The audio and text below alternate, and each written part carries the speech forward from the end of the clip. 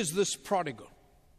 A son in his father's house, an inheritor of his father's wealth, a drifter from his father's love. The picture here that's given in verse 13 is an amazing one. Not many days later, the young son gathered all that he had, and he walked out the door, and he took a journey to a faraway land. Prodigalism is a journey. It begins sometime with a small little seed, a little dot, a little claim, a little demand, a little association, a little drink. It's just one. And it begins to grow and multiply.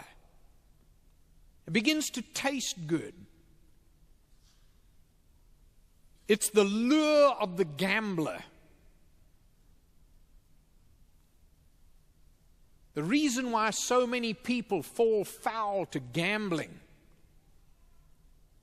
is because they see the billboards with one person in a million who went to Harrah's or went to this place or to Las Vegas, and they pulled the arm and they played blackjack or whatever it might be, and cards, and they dropped this and they put that, and they ended up with some tiny little fortune, and they made money, and they put it on the billboards of the world, and all the dummies in America look at it and say, wow, but they never show you the millions who lose everything they have.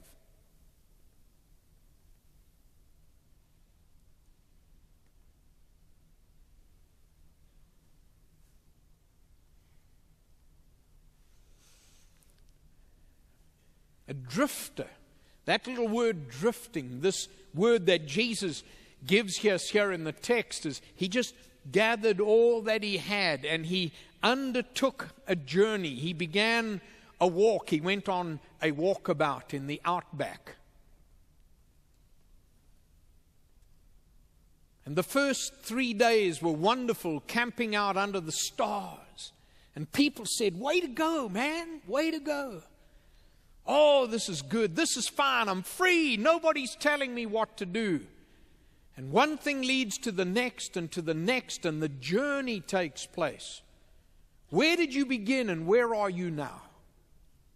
Jesus is showing us a picture. And he's saying, no matter where you are now, turn around and come back home.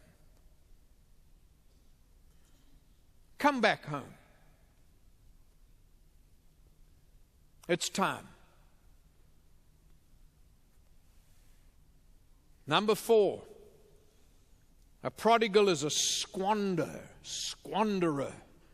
of his father's blessings.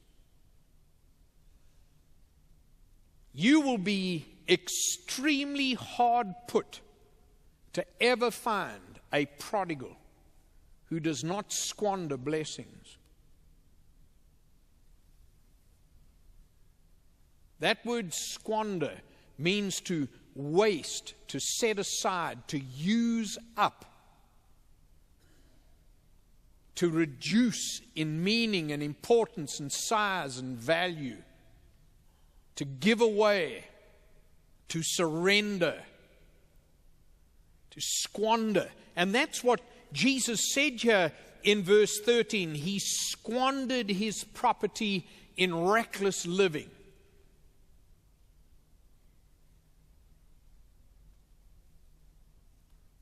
I have a cousin who is exactly my age, who lives in Holland.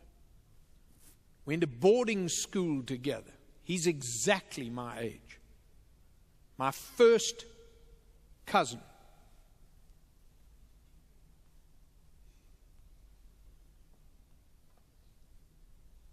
I wish you could see him today.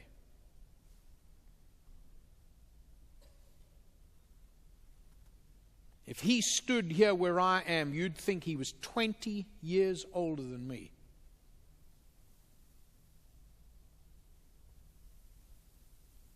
He's lived in a rehab farm in Holland for the last 20 years. You want me to tell you where it began?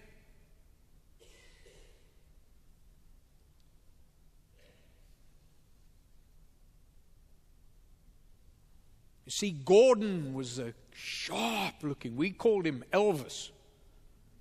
Black hair, got all the girls, killed us. Sharp, I mean, just one sharp young man. Just started, little bit by little bit by little bit. Association, friendships, wrong company, going places. Finally, the lure of the world was so bad. He was so gifted. He got a group of friends, began to work on oil rigs in the North Sea.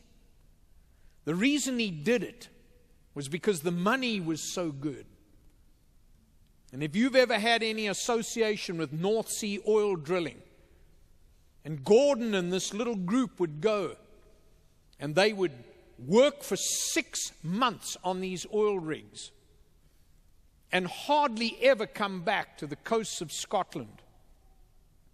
And they would earn so much money, like you can't imagine. I mean, major, hundreds of thousands of dollars for 6 months. And at the end of 6 months, with bags and bags of money, so good looking, sharp, with everything going, this group of friends would get a dartboard, and they'd put a dartboard up there with a world map behind it, and they would get darts, and they would drink like they always did. And they would stand backwards and get a dart, and one of them, through a process, would eventually be selected, and he would throw a dart backwards over his shoulder.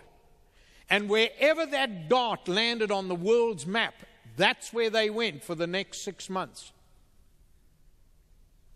And they would arrive in Dubai and Sydney, Australia, and New York. And boy, would they live it up. I mean, party time.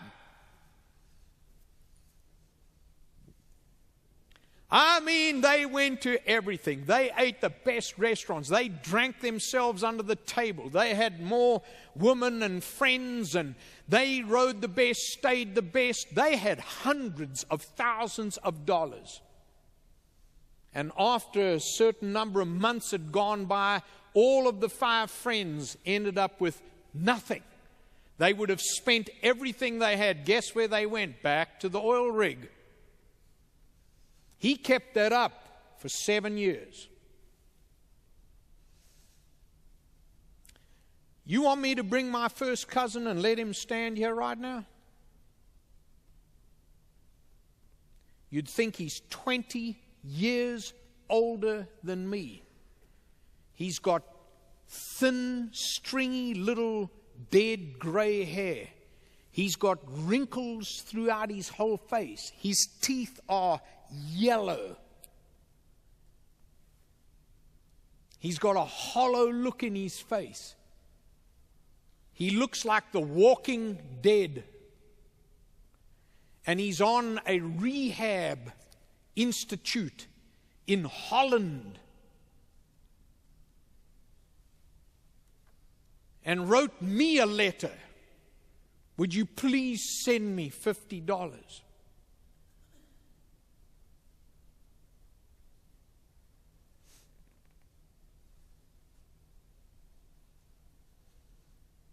A squanderer of his father's blessings.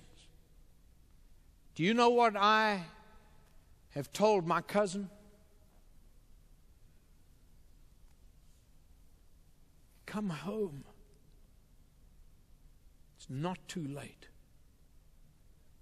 Come back to your father's house.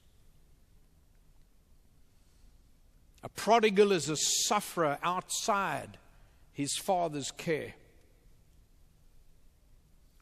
A sufferer outside his father's care. This man suffered.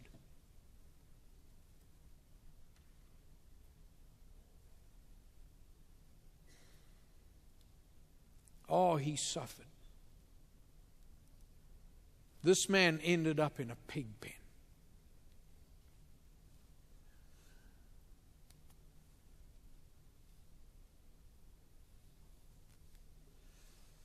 But who is a prodigal? He's a returner to his father's embrace.